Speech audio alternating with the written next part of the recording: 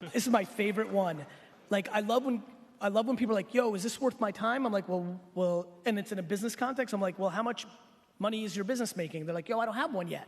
I'm like, how do you know when a business opportunity or venture is worth your time? And when do you say no when so many people would say yes in that situation? I think too many people overvalue their time when their time is worth nothing. So, this is my favorite one. Like, I love when people are like, yo, is this worth my time? I'm like, well, and it's in a business context. I'm like, well, how much money is your business making? They're like, yo, I don't have one yet. I'm like, well, your time is worth dick zero.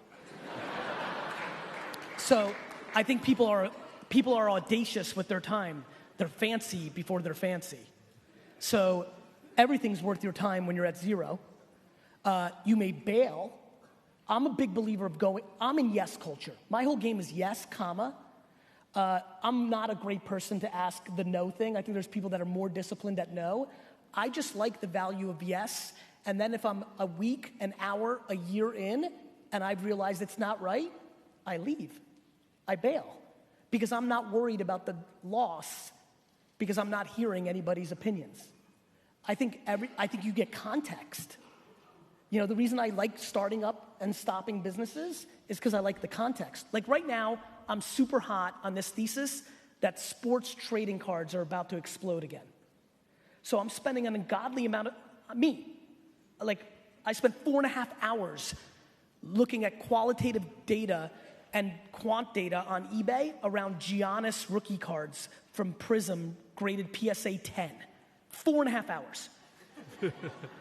I don't have like 3 minutes for people that are running like $10 million businesses for me.